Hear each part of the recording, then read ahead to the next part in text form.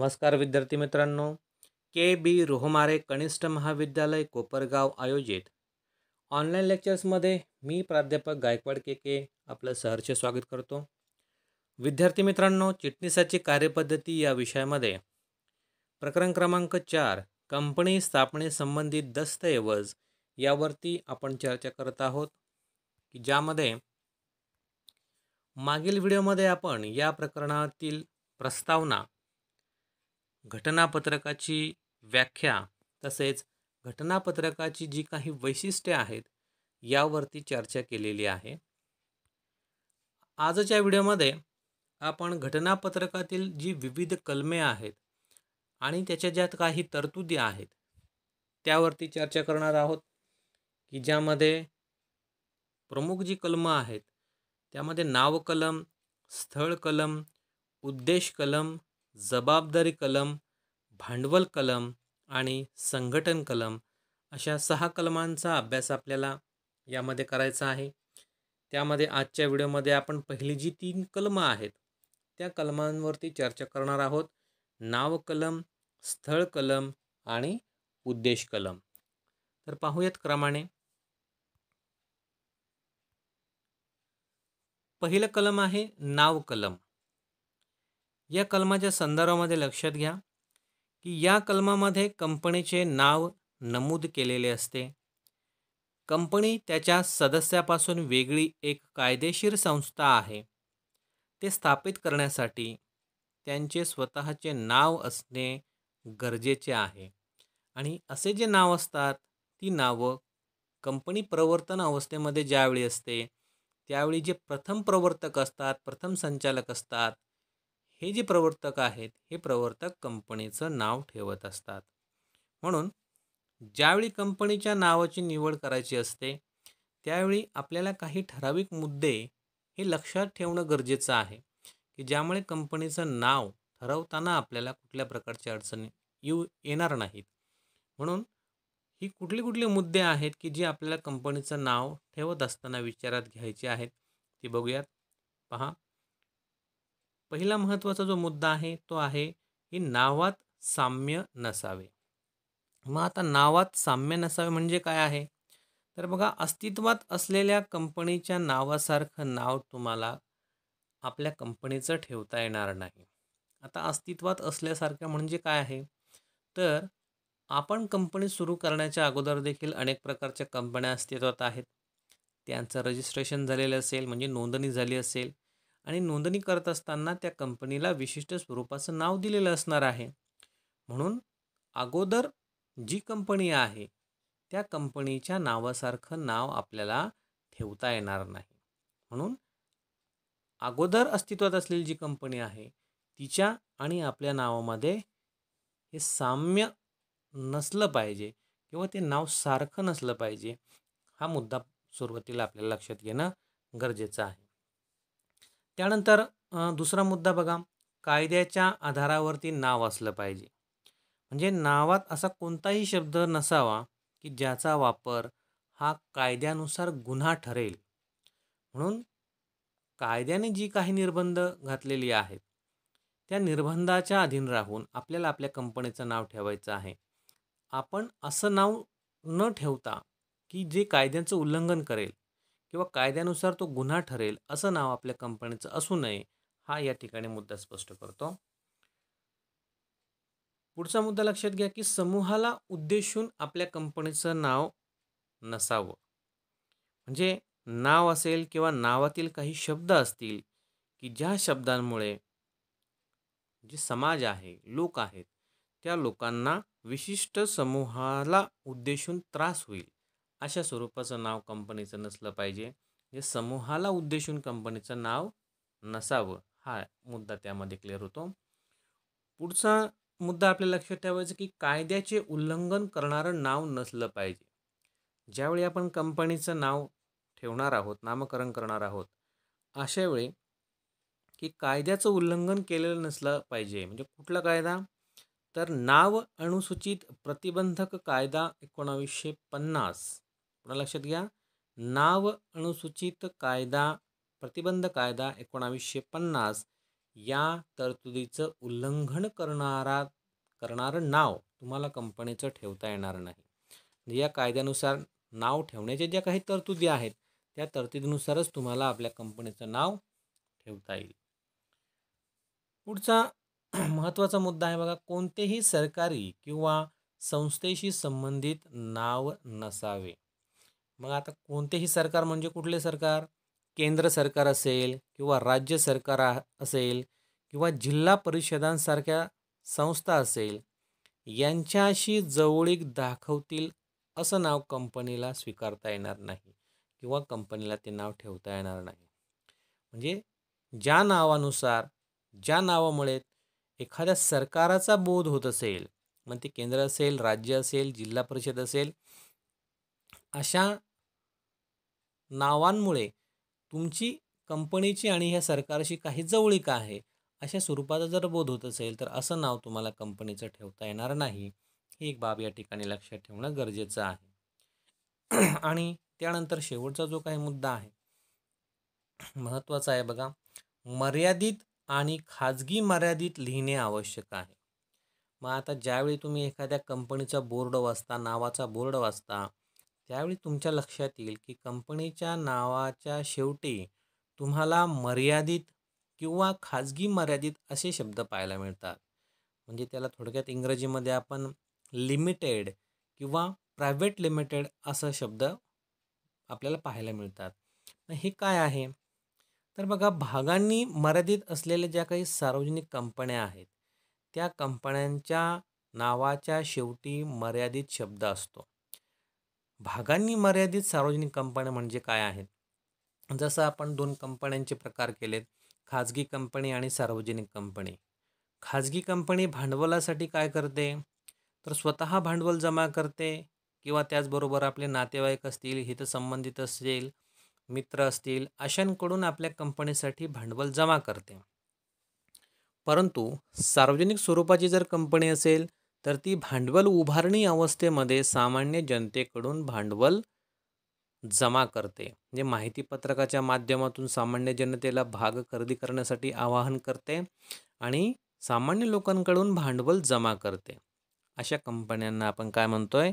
तर भागांनी मर्यादित सार्वजनिक कंपन्या, की ज्यांनी भांडवल सामान्य जनतेकडून जमा केलेलं आहे, अशा कंपन्या या सार्वजनिक कंपन्या असतात. मग अशा कंपन्यांच्या नावाच्या शेवटी मर्यादित म्हणजेच लिमिटेड असा शब्द लिहिलेला असतो.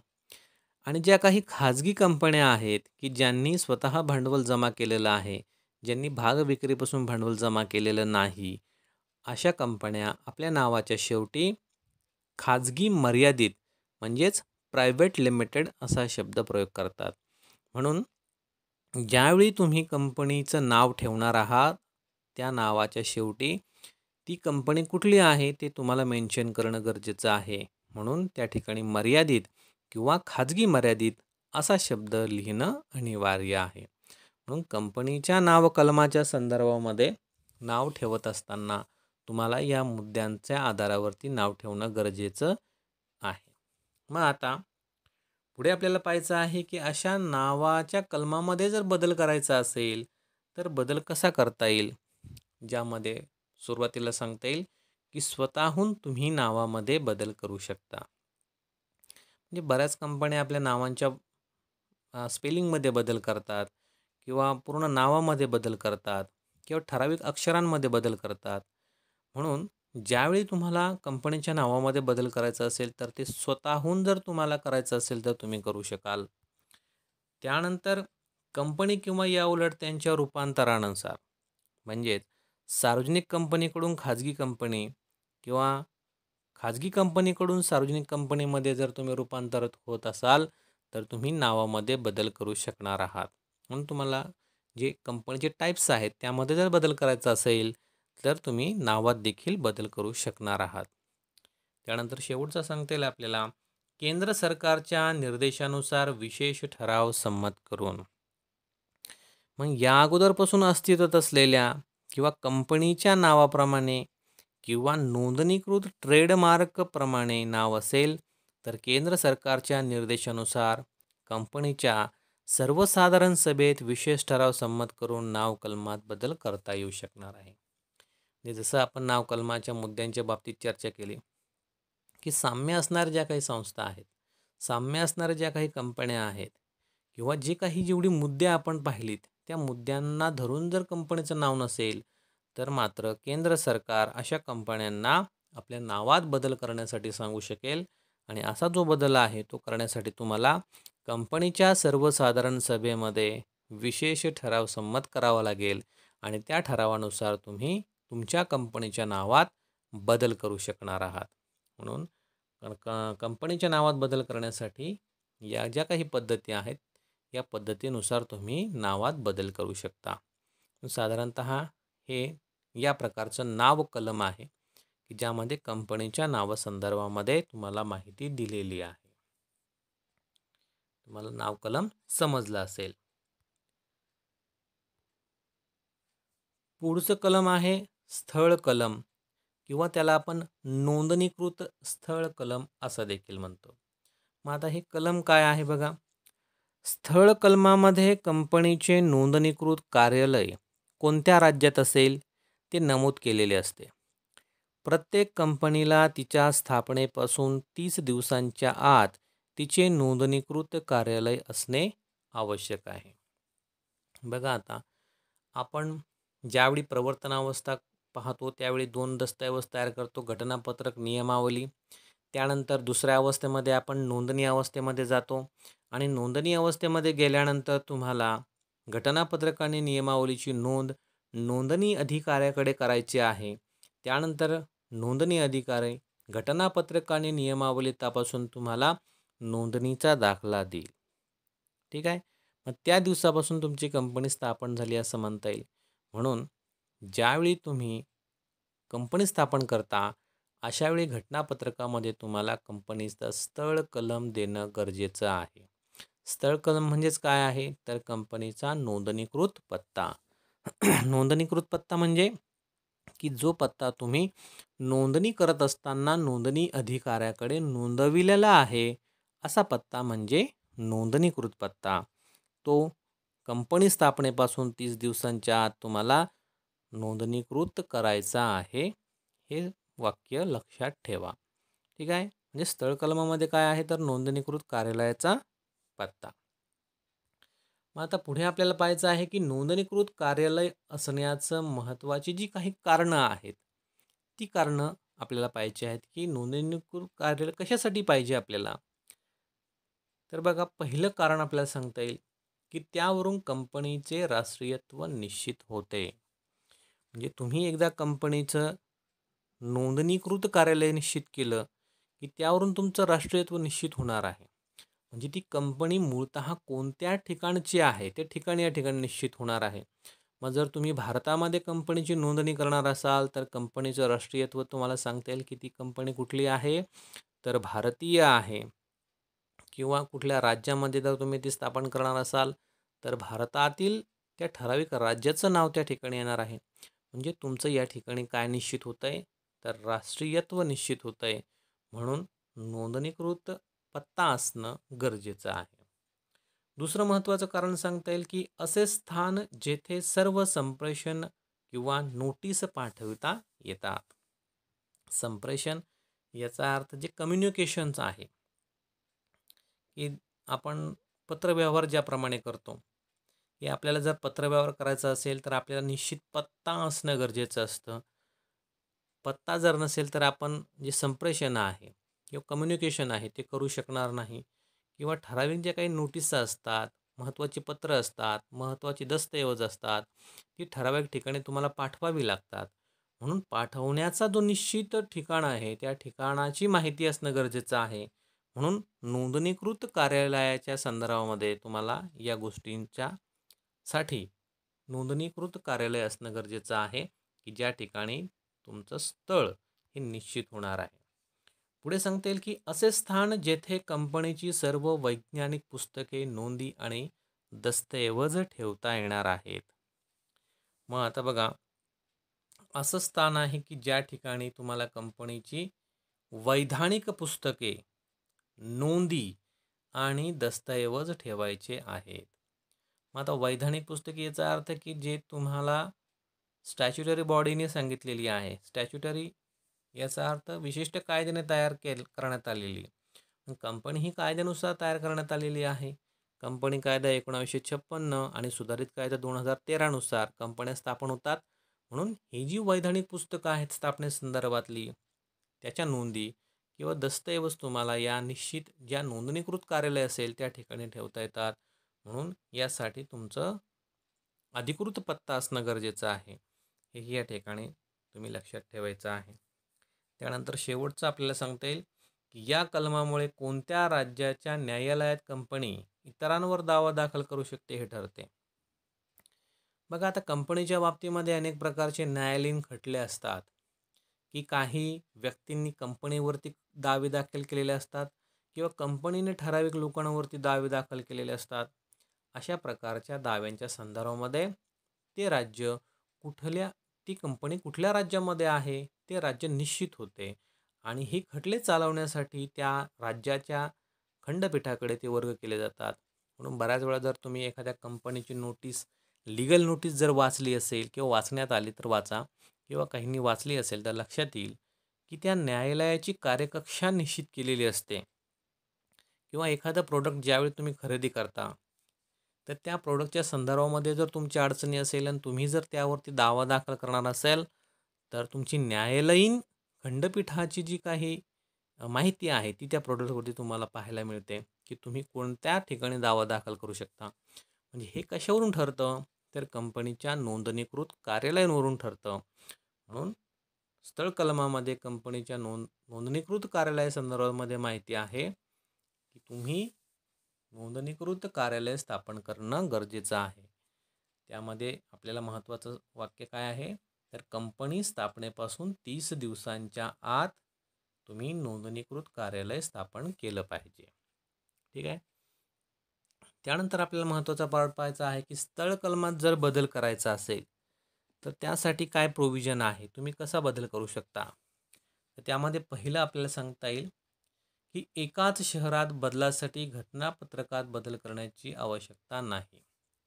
एकाच शहरामध्ये जर तुम्हाला स्थळ बदलायचं असेल, तुमचा नोंदणीकृत कार्यालय बदलायचं असेल, लक्षात घ्या शब्द काय आहे, एकाच शहरात. म्हणजे समजा तुम्ही मुंबईसारख्या शहरामध्ये कंपनी स्थापन केलेली आहे आणि नोंदणीकृत कार्यालय मुंबईच दिलेलं आहे. आता तुम्हाला कार्यालय बदलायचं असेल, ते कार्यालय पण मुंबईमध्येच आहे, तर अशा वेळी तुम्ही घटनापत्रकात बदल करण्याची गरज नाही. कारण तुम्ही बदल कुठे करताय, एका शहरातून त्याच शहरामध्ये. म्हणजे तुम्ही शहर पण बदललेलं नाही. म्हणून घटनापत्रकात अशा बदलांची आवश्यकता नाही. दुसरा बदल करायचा असेल तर आपल्याला बघा काय करावं लागेल, एकाच राज्यातील एक गाव किंवा शहर ते दुसरे गाव किंवा शहर, हे तुम्हाला बदल कसा करता येईल की एकाच राज्यातील एक गाव किंवा शहर हे दुसरे गाव किंवा शहरात जर तुम्हाला बदल करायचा असेल तर तुम्ही घटनापत्रकामध्ये दुरुस्ती करून बदल करू शकता. आणि शेवटचं एक सांगता येईल की एक राज्याचे दुसऱ्या राज्यामध्ये जर बदल करायचा असेल तर तुम्ही घटनापत्रकामध्ये दुरुस्ती करून बदल करू शकता. म्हणजे पहिल्या कारणामध्ये सांगितलं की एकाच शहरात जर बदल करणार असाल तर तुम्हाला घटनापत्रकात बदल करण्याची गरज नाही. मात्र दोन प्रकार जे खाली दिलेले आहेत आपल्याला, एकाच राज्यातील एक गाव किंवा शहर आणि एका राज्यातून दुसऱ्या राज्यात जर बदल करायचा असेल तर मात्र तुम्हाला विशेष ठराव संमत करण्याची गरज असते. बघा, क्रमांक 2 आणि 3 यासाठी, म्हणजे 2 कुठला आहे, एकाच राज्यातील एक गाव किंवा शहर ते दुसरे गाव किंवा शहर, आणि क्रमांक 3 वरती आहे एक राज्याचे दुसरे राज्य. म्हणजे तुम्हाला ह्या खालची जे दोन काही कारणं आहेत, क्रमांक 2 आणि 3, यासाठी तुम्हाला सर्वसाधारण सभेमध्ये विशेष ठराव मंजूर करून घटनापत्रकात बदल करून तुम्हाला स्थळ कलमामध्ये बदल करता येईल. ठीक आहे. तर याप्रमाणे हे स्थळ कलम आहे किंवा नोंदणीकृत स्थळ कलम आहे की ज्यामध्ये तुम्हाला नोंदणीकृत कार्यालयासंदर्भामध्ये महत्त्वाची जे कारणं आहेत त्याचबरोबर स्थळ कलमात कसे बदल करता येईल या संदर्भामध्ये माहिती दिलेली आहे. तुम्हाला स्थळ कलम समजलं असेल. पुढचं आणि शेवटचं आपल्याला कलम सांगता येईल या व्हिडिओमधला की उद्देश कलम. बघा आता उद्देश कलम काय सांगते की हे कलम कंपनीची निर्मिती कोणत्या उद्देशासाठी झाली आहे हे ठरवतं. म्हणजेच हे कलम जे आहे ते कंपनी कोणते कार्य करू शकते हे दर्शवते, किंवा या कलमामध्ये ज्या मुख्य उद्दिष्टांसाठी कंपनी स्थापन केली आहे आणि मुख्य उद्देश साध्य करण्यासाठी कोणती क्रिया करावी लागणार आहे याचं वर्णन या उद्देश कलमामध्ये दिलेलं असतं. की कंपनीचे उद्दिष्ट सार्वजनिक धोरणाविरुद्ध किंवा अवैध, अनैतिक किंवा कंपनी कायदा किंवा दुसऱ्या कोणत्याही कायद्याचे उल्लंघन करणारं नसावं, किंवा कंपनी त्याच्या उद्दिष्टांच्या व्याप्तीबाहेर काही करू शकत नाही. कंपनी उद्दिष्टामध्ये नमूद केलेल्या उद्दिष्टांना संयोगजन्य आणि परिणामी कार्य करू शकणार आहे. म्हणजेच थोडक्यात सांगायचं असेल तर कंपनीने घटनापत्रकामध्ये उद्देश कलमामध्ये आपल्या कंपनीचे उद्देश निश्चित केलेले असतात, त्यामध्ये बदल करता येणार नाही. ठीक आहे. मग आता हे कलम जे आहे त्या कलमासंदर्भामध्ये बघा की या कलमामध्ये ज्या मुख्य उद्दिष्टांसाठी कंपनी स्थापन केली आहे आणि मुख्य उद्देश साध्य करण्यासाठी कोणती क्रिया करावी लागेल याचे वर्णन केलेले आहे. हे तुम्ही मुख्य उद्दिष्ट निश्चित केलेलं आहे. कंपनीचं उद्दिष्ट ज्या कारणांसाठी तुम्ही कंपनी स्थापन केलेली आहे त्या उद्दिष्टांना धरून कंपनीने कार्य करावं हे उद्देश कलम सांगतं. कंपनीचे उद्दिष्ट हे सार्वजनिक धोरणाविरुद्ध किंवा माहिती किंवा कंपनी कायदा किंवा दुसऱ्या कोणत्याही कायद्याचे उल्लंघन करणारे नसावे. कंपनीचं उद्दिष्ट एकदा तुम्ही निश्चित केलं की जे सार्वजनिक धोरणाविरुद्ध नसलं पाहिजे. सार्वजनिक याचा अर्थ जे सामाजिक गोष्टी आहेत, समाजाला इजा पोहोचतील असं कुठलंही काम तुम्ही करणार नाही, किंवा कंपनी कायद्याचं उल्लंघन करणारं काम तुम्ही करणार नाही. मग कंपनी कायदा 1956 किंवा सुधारित कायदा 2013मध्ये कंपनीने कोणत्या प्रकारची कामं करावी यामध्ये विविध प्रकारचे तरतुदी करून ठेवलेले आहेत. त्या तरतुदींचं उल्लंघन करणारं काम कंपनीने करू नये हे उद्देश कलम या ठिकाणी आपल्याला क्लिअर सांगत आहे किंवा स्पष्ट करत आहे. त्यानंतर ह्या उद्दिष्ट कलमामध्ये एक महत्त्वाचा पार्ट येतो की अधिकारबाह्य सिद्धांत. मग आता अधिकारबाह्य सिद्धांत काय आहे बघा की अधिकारबाह्य म्हणजे घटनापत्रकाच्या अधिकारबाहेरचे कृत्य हे अधिकारबाह्य सिद्धांत समजला जातो. म्हणजे तुम्हाला घटनापत्रकाने विशिष्ट अधिकार दिलेले आहेत आणि त्या अधिकाराचा वापर तुम्ही करून आपली कंपनी चालवता. परंतु जर तुम्हाला दिलेल्या अधिकारापेक्षा तुम्ही वेगळं काम करत असाल किंवा तुम्ही त्या अधिकारांचा दुरुपयोग करून जर काम करत असाल की ज्या कामाला सभासदांनी मान्यता दिलेली आहे तरी देखील ते काम तुमचं शून्य आहे असं समजलं जातं आणि ते काम हे कृतीबाहेर आहे म्हणून ते रद्द देखील केलं जातं. याला आपण म्हणतो अधिकारबाह्य सिद्धांत. म्हणजे तुम्ही अशी कुठलीही कृती करायची नाही आहे की जी घटनापत्रकाने दिलेल्या अधिकाराच्या बाहेर जाते. म्हणून जर तुम्ही घटनापत्रकापेक्षा वेगळं काम करत असाल तर ते अधिकारबाह्य समजलं जाईल आणि रद्द केलं जाईल, की ज्या कृतीला सर्व सभासदांनी जरी मान्यता दिली असेल तरी देखील ते अधिकारबाह्य असणार आहे. मग आता उद्देश कलमाच्या संदर्भामध्ये जर तुम्हाला बदल करायचा असेल तर तो कसा करता येईल. कंपनीला तिच्या अस्तित्वासाठी किंवा विकासासाठी उद्देश कलमात बदल करणे आवश्यक आहे असं वाटल्यास कंपनी उद्देश कलमामध्ये बदल करू शकते. उद्देश कलमात बदल करण्यासाठी सर्वसाधारण सभेत विशेष ठराव संमत करणे आवश्यक आहे. आता तुम्ही एकदा उद्देश निश्चित केले तर तुम्हाला त्याच्यात बदल करता येणार नाही, हे जेवढं सत्य आहे. त्याचप्रमाणे जर तुम्हाला बदल करायचा असेल तर तो बदल कशासाठी असला पाहिजे, तर तिच्या म्हणजे कंपनीच्या अस्तित्वासाठी किंवा विकासासाठी तुम्ही उद्देश कलमामध्ये बदल करू शकता. मग आता अस्तित्वासाठी म्हणजे काय, तर कंपनीच्या बाबतीमध्ये आपल्याला माहिती आहे की हे स्पर्धेचं युग आहे आणि स्पर्धेमध्ये टिकायचं असेल तर तुम्हाला तुमचं अस्तित्व सिद्ध करावं लागतं. मग अस्तित्व सिद्ध करण्यासाठी तुम्हाला वेगवेगळ्या क्लुप्त्यांचा उपयोग करावा लागतो. अशा क्लुप्त्यांमुळे जर तुम्हाला तुमच्या उद्दिष्टांमध्ये बदल करायचा असेल तर तुम्ही करू शकणार आहात.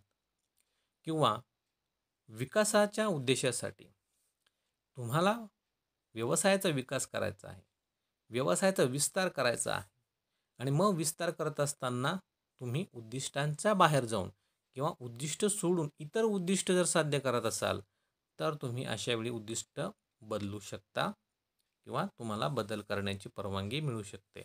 मग असा बदल करायचा असेल तर तुम्हाला काय करावं लागेल, तर कंपनीच्या सर्वसाधारण सभेमध्ये विशेष ठराव संमत करावा लागेल आणि त्या ठरावामध्ये तुम्हाला भागधारकांची परवानगी लागेल, संचालकांची परवानगी लागेल, इतर संबंधित व्यक्तींची परवानगी लागेल आणि त्यानंतर तुम्ही तुमच्या उद्देश कलमामध्ये बदल करू शकणार आहात.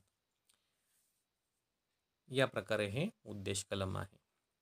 म्हणून एकूण हे 6 कलम आहेत की ज्यामध्ये आजच्या व्हिडिओत आपण फक्त पहिली 3 कलम पाहिलेली आहेत. नाव कलम, स्थळ कलम आणि उद्देश कलम.